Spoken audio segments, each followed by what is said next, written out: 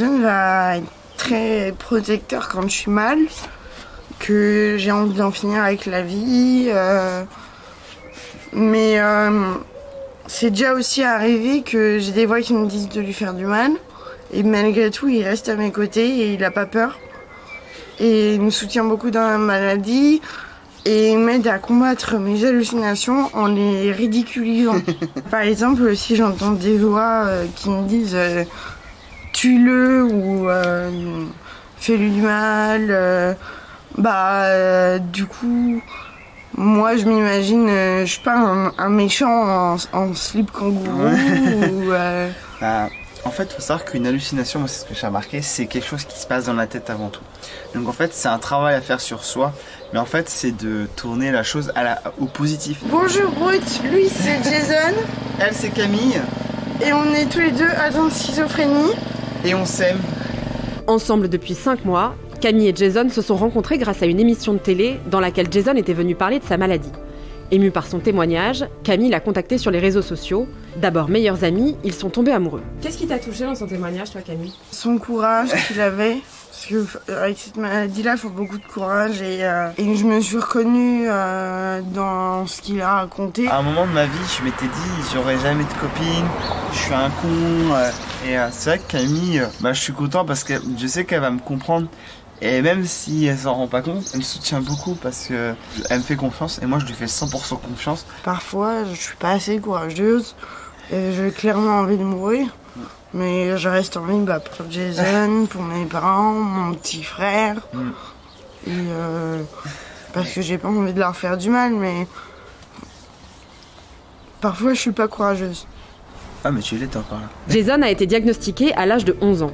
Il y a 3 ans, il avait témoigné pour Brut afin de raconter sa maladie. Depuis, il a trouvé un service civique dans une association où il intervient auprès de jeunes pour prévenir les addictions. Je suis stabilisé. Ça veut dire quoi être stabilisé quand on est schizophrène? En gros, j'ai un traitement qui fonctionne. Je gère ma maladie, j'arrive à être complètement autonome dans mon traitement. J'ai une vie. On a vraiment l'impression que tout le monde est qu'on est tout seul. Donc ça, j'ai vraiment appris à vivre avec. J'ai appris à laisser partir les gens qui pourraient me faire du mal. Je trouve que j'ai pris de l'assurance, que j'ai évolué, je m'exprime mieux. Je trouve que je bégaye moins en fait. Je suis plus clair dans ce que je dis, j'ai acquis de l'expérience. De son côté, Camille travaille dans un atelier de réinsertion professionnelle où elle fabrique des bijoux religieux après des études de graphisme. Elle a été diagnostiquée à 21 ans. En fait, ce que j'ai très mal vécu, c'est le fait que ce soit à vie et d'avoir un traitement à vie. Si tu prends un traitement, ça veut dire que t'es malade. Et si t'es malade, ça veut dire que t'es différent des autres. Tout le monde est différent, mon gars. Ouais, mais ça veut dire qu'il y a plus d'embûches, quoi. Avec le temps, ça passera.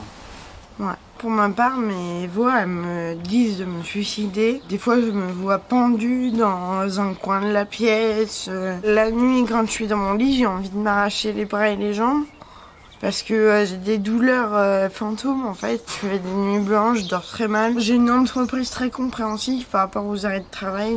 Par exemple, quand j'ai trop d'hallucinations, je suis capable de prendre un arrêt de travail et de me prendre une semaine pour me reposer. Il y a certaines entreprises qui comprennent pas ce handicap-là. Les gens ont peur qu'on soit dangereux pour les autres, qu'on soit des tueurs en série.